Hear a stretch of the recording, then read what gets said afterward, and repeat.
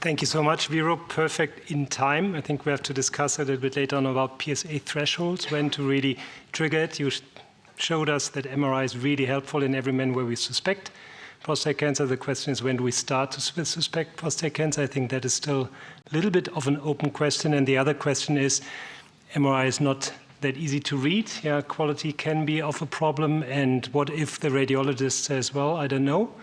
Can PSMA PET help us in this select group of patients? So Karolien, we're very much looking forward to your talk.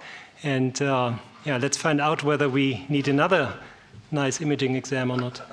Okay, thank you very much. Thank you, Boris, for the kind introduction. And indeed, it's my pleasure to try to answer the difficult question that I got, whether PSMA PET is contributing in that situation, which is PSA is increased and there's no diagnosis of prostate cancer yet. So I'm a nuclear medicine physician. I have no relevant conflicts of interest. The only one that I have is that I really like doing PSMA PET CT scans.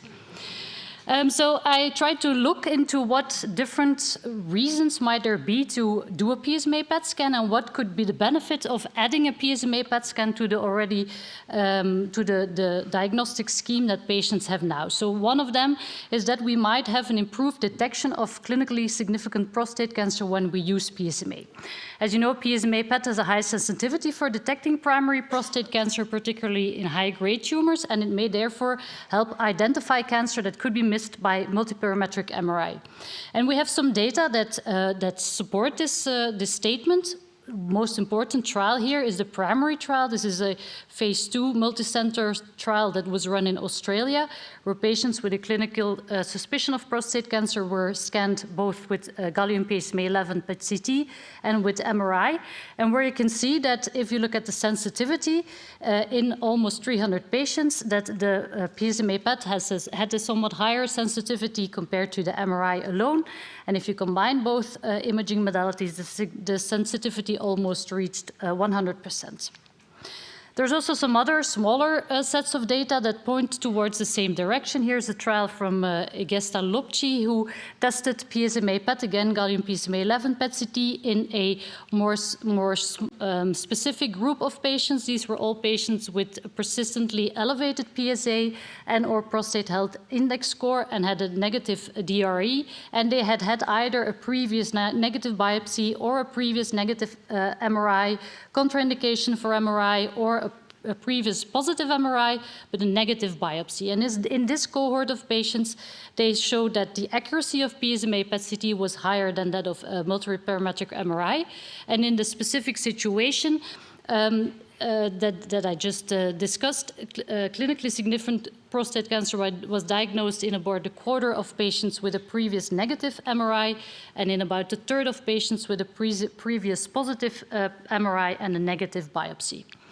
And just to conclude, this third smaller retrospective data set, some 50 patients, similar setup as the primary trial, coming from the Netherlands. Louise Emmett also participated in this trial, where you can see similar findings. So the sensitivity of PSMA PET was higher than that of MRI alone, and the combination of both imaging modalities offers the optimal sensitivity. This was all for gallium PSMA 11. As you know, we use several radionuclide radiopharmaceuticals. One of them that's also frequently used is F18 PSMA 1007. And the data that is available on these F18 tracers is definitely more limited than what we have for gallium PSMA 11. Here is one trial that investigated, again, the role of PSMA in a somewhat different patient population. These were patients with a PSA in the gray area, so between 4 and 10. 82 patients included, where you can see that in this case the sensitivity of the MRI was higher than that of PSMA PET, but if you look at the combination of the two imaging modalities, you can see that the combination of both really offers a higher sensitivity also in this patient population. So what about the negative predictive value? Can we also use PSMA PET to rule out clinically significant prostate cancer? Again, from the primary trial, you can see that the negative predictive value of PSMA PET is actually also quite high, 80%, and higher than that of MRI. Again, combining the two, gives you an even higher negative predictive value, and this may be important if you want to avoid unnecessary biopsies in patients. And specifically in the primary trial, there was also a subgroup of patients investigated with a high clinical risk and a Peyer's lesion 2 or 3, where in about 4 out of 10 patients, the PSMA PET scan was true negative, therefore we could avoid a biopsy. And also in the other trials that I've just shown you, we see similar findings regarding the negative predictive value. What's important is how we read the PSMA PET scan when you want to use it for primary diagnosis. I think it's crucial also not to have overdiagnosis on the PSMA PET scan, to use a standardized scoring system, and the one that is most frequently used is the primary score, where we have different patterns that we see on the PSMA PET scan, and where if you look at the table, you can see that if you go to higher scores, the number of patients that have clinically significant prostate cancer increases up to 100% if you look at patients that have a primary score 5. Is there a value in SUV max? I think from these data, both from the graph and from the table, you can see that if you go to higher SUV max values, so higher PSA uptake in the lesion, the chance that you have a high-grade lesion is also increasing, but it is difficult to detect, to say what should be the cutoff. Should we be at 4, 5, 3, 6? Not so clear. And some authors try to look into this. For example, here is one data set where several thresholds were evaluated, and the authors conclude that the SUV max threshold of 4 yields the optimal negative predictive value and sensitivity for detecting grade group 3 to 5 disease. If you look at the MRI in the same patient cohort, you see that that also performs very well when you look at the Peyer's 3 to 5 lesions. But then other authors use other thresholds. Here, for example, a threshold of 5.4 was found to be optimal, and there's more values out there. So really a cutoff value for SUV max is not defined at the moment. What else can we use PSMA PET for? We can use it potentially to guide targeted biopsy, and we will hear more about targeted biopsies from following speakers.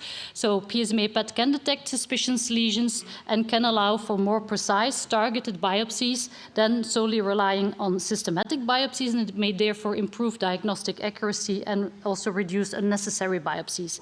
And this, the value of PSMA PET for targeted biopsies was tested in a very recent paper published this year, where a group of 72 patients was evaluated, where this was a mixture of patients. Some had already received the biopsy, some were biopsy naive. These were all patients with a clinical suspicion of prostate cancer and had a positive PSMA PET scan, and the PET scan was done because there was persistent suspicion after negative MRI or a negative biopsy, or there was a strong clinical suspicion. All patients underwent standard biopsy and PSMA-guided biopsy, and about a third of patients also received MRI-guided biopsy.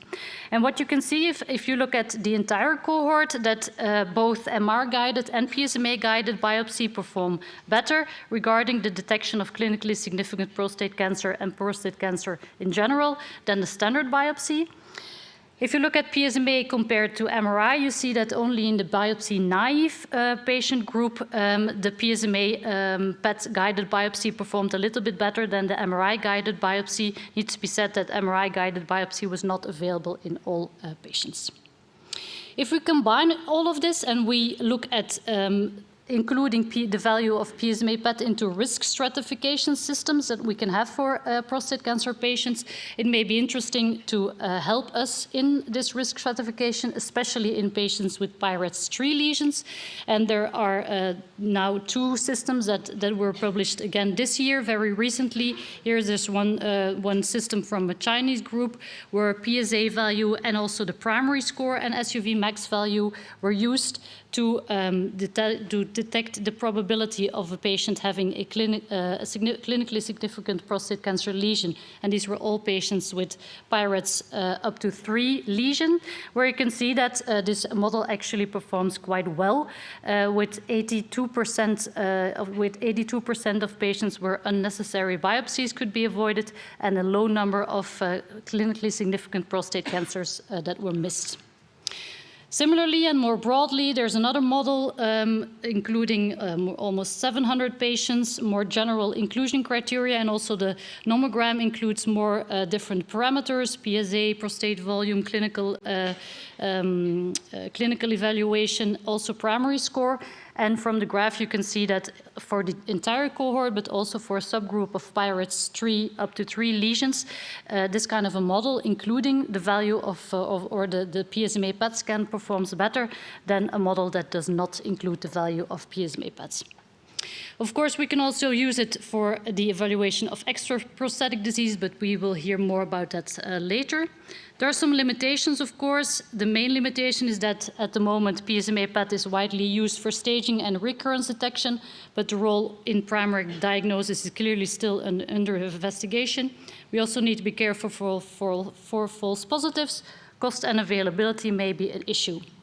So to conclude, as current recommendations, PSMA PET has a promising role in diagnosis and risk stratification of prostate cancer, but is not yet a first-line imaging tool or diagnostic tool. It may be considered in selected cases, particularly when multiparametric MRI is inconclusive or negative despite elevated PSA, when there's a high clinical suspicion of prostate cancer but systematic biopsies have been negative, and when a more targeted biopsy approach is needed to avoid unnecessary procedures. And of course, in this, for this topic, we're really looking forward to the results of the primary 2 trial, and I thank you for your attention.